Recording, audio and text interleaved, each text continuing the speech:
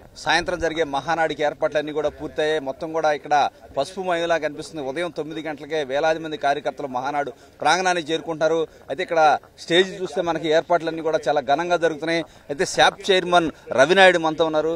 రవినాయుడు గారు, ఎట్లా ఉన్నాయి ఏర్పాట్లు, స్టేజ్ ఉన్న ప్రత్యేకత ఏంటి?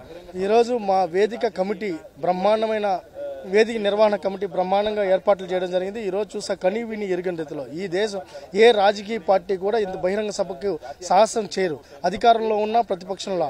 ఈరోజు దేశవ్యాప్తంగా ఈ సభను ఏం జరుగుతుంది, ఎలా ఉంటుంది, ఎందుకంటే 3 పార్టీలతో కూడుకొని మేము అధికారం ఏర్పాటు చేస్తాం. ఒక ప్రాంతీయ పార్టీ, ఒక జాతీయ పార్టీ. ఈ వేదిక ద్వారా రాజకీయంగా ఏం సంతరించుకుంటుంది, సుస్థిరమైన పాలన ఏం అందించబోతున్నాం అనేది స్పష్టంగా ఇక్కడ చెప్పడం జరుగుతుంది. మీరు చూసే ఉంటే 5 లక్షల పైన ఈరోజు కార్యకర్తలు కానీ ప్రజలు కానీ ఇక్కడికి వచ్చి ఈ సభలో పాల్గొనే పరిస్థితి ఉంది. ఇప్పటికే బ్రహ్మాండమైన ఏర్పాట్లు చేస్తే ఒక పక్క పోలీసులు, ఒక పక్క వాలంటీర్స్, ఒక పక్క నిర్వహణ కమిటీ సమర్థవంతంగా ఎటువంటి ఇబ్బంది లేకుండా ఈరోజు ఏర్పాట్లు చేయడం జరిగింది.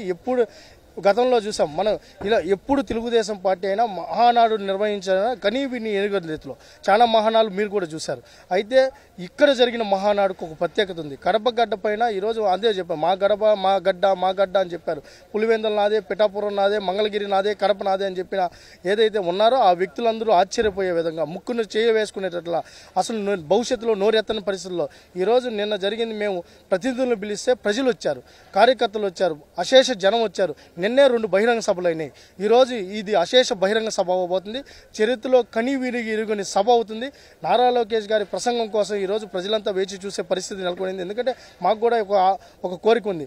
జాతీయ తెలుగుదేశం పార్టీ వర్కింగ్ ప్రెసిడెంట్గా నారా లోకేష్ గారిని ప్రకటించాలని మేము కూడా జిల్లాల్లో తీర్మానం చేశాం, నియోజకవర్గాల్లో తీర్మానం చేశాం. తర్వాత నిన్న కూడా మా సీనియర్లందరూ కూడా నిన్న మహానాడు వేదికగా మా తీర్మానాలన్నీ కూడా అధినేత ముందు ప్రవేశపెట్టడం జరిగింది. నిన్న జాతీయ అధ్యక్షుడిగా మరొకసారి చంద్రబాబు నాయుడు గారు ఎంపిక అవడం, ఈరోజు నారా లోకేష్ గారి ఒక వర్కింగ్ ప్రెసిడెంట్ కోసం ఈ రోజైనా రేపైనా ఎప్పుడు ప్రకటించేంత వరకు కూడా మేము మా అధినేతను రిక్వెస్ట్ చేస్తూనే ఉంటామని కూడా తెలియజేసుకుంటాం. అంటే ఈరోజు లోకేష్ ప్రసంగం ఉంది, అదేవిధంగా చంద్రబాబు గారు కూడా ప్రసంగించబోతున్నారు.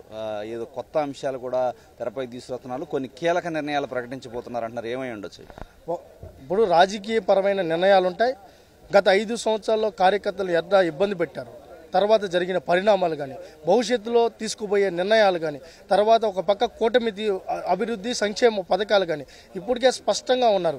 ఒక పక్క అభివృద్ధి సంక్షేమం, తర్వాత పార్టీ నిర్మాణాత్మకంగా ఎలా వెళ్ళాలి, నిర్వహణలో ఎలా ఉండాలి, తర్వాత సమర్థత ఎలా ఉండాలి, సుస్థిరమైన పాలన ఎలా అందించాలో దానికి సంబంధించి ఈరోజు బహిరంగంలో స్పష్టంగా చెప్పదలుచుకున్నారు. దాంతోపాటు ఈరోజు రాజకీయంగా ఉపన్యాసం ఎలా ఉంటుందో ఇది మహానాడు తర్వాత, ఇంతకుముందే మా అధినేత యువనేత చెప్పడం జరిగింది, మహానాడు తర్వాత ఈ రాష్ట్రంలో చాలా కీలక పరిణామాలు జరిగే పరిస్థితి ఉంది. తర్వాత కొన్ని పార్టీలు కూకటి వేళ్లతో కూడా పెకలించే పరిస్థితి కూడా ఉంటాయి. ఈ రాష్ట్రంలో ఆ పార్టీ ఉందా లేదా, భవిష్యత్తులో ఉండబోతుందా లేదా అనే పరిస్థితి కూడా ఈ మహానాడు తర్వాత చాలా పరిణామాలు వచ్చాయి. రోజు మీడియాకు ఒక వార్త ఉంటుంది. అంటే ఏం జరగబోతుందంటారు? ఏమైనా జరగచ్చు. ఎందుకంటే గతంలో వాళ్ళు చేసిన తప్పిదాలన్నీ, వాళ్ళు చేసిన అరాచకాలు, వాళ్ళు చేసిన అకృత్యాలు, పంచభూతాలను దోచేశారు. పంచభూతాలు దోచేసిన వాళ్ళని ఎట్టి పరిస్థితుల్లో నిన్న కూడా ఒక చెప్పడం జరిగింది, ఎవరైతే అవినీతి పరులు ఉన్నారో వాళ్ళని వదిలిపెట్టే ప్రసక్తే లేదని నేను చంద్రబాబు గారు స్పష్టంగా చెప్పండి. ఈ మీటింగ్ ద్వారా ప్రజలకు స్పష్టత వస్తుంది, వ్యాపారవేత్తలకు స్పష్టత వస్తుంది. ఈ సుస్థిరమైన పాలన ఎలా ఉండబోతుందో, సమర్థవంతంగా ఇంకా 20 సంవత్సరాలు ఈ పార్టీ ఎలా ముందుకు తీసుకెళ్ళగలుగుతామో మీకు ఈ మీటింగ్ తర్వాత మీకు స్పష్టత వస్తుంది. ఓకే, రవినాయుడు చెప్పినట్టు ఒక పెద్ద కీలకమైన నిర్ణయం అయితే మహానాడు వేదిక మీద ప్రకటించే అవకాశం ఉందని చెప్తున్నారు. అదేవిధంగా ఇక ప్రధానంగా ఈ మహానాడులో ఏదైతే నారా లోకేష్ కావచ్చు, నారా లోకేష్ వర్కింగ్ ప్రెసిడెంట్ కావాలనే ఏదైతే కార్యకర్తల అభీష్టం, అదేవిధంగా నాయకులు కూడా అందరూ కూడా అదే కోరుకుంటున్నారు. అయితే ఈరోజు చంద్రబాబు ఆ వర్కింగ్ ప్రెసిడెంట్ పదవి నారా లోకేష్ కి ఇస్తూ ఏమైనా ప్రకటన చేస్తారా అని ఒక చర్చ జరుగుతుంది. ఆ ప్రకటన వస్తుందా లేదా ఇంకా రాజకీయపరమైన కీలక నిర్ణయాలు ప్రకటిస్తారనే ఆసక్తి అయితే కార్యకర్తలలో కనిపిస్తుంది. ఏదైనా ఈ రోజు జరిగే మహాసభ ఏదైతే టీడీపీ విజయోత్సవ సభలా కనిపిస్తూ ఉంది.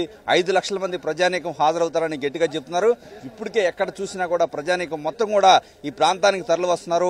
ఉదయం 9-10 గంటలకే ఇక్కడ చూస్తే వేలాది మంది కార్యకర్తలంతా కూడా ఈ ప్రాంగణానికి చేరుకునే పరిస్థితి కనిపిస్తుంది.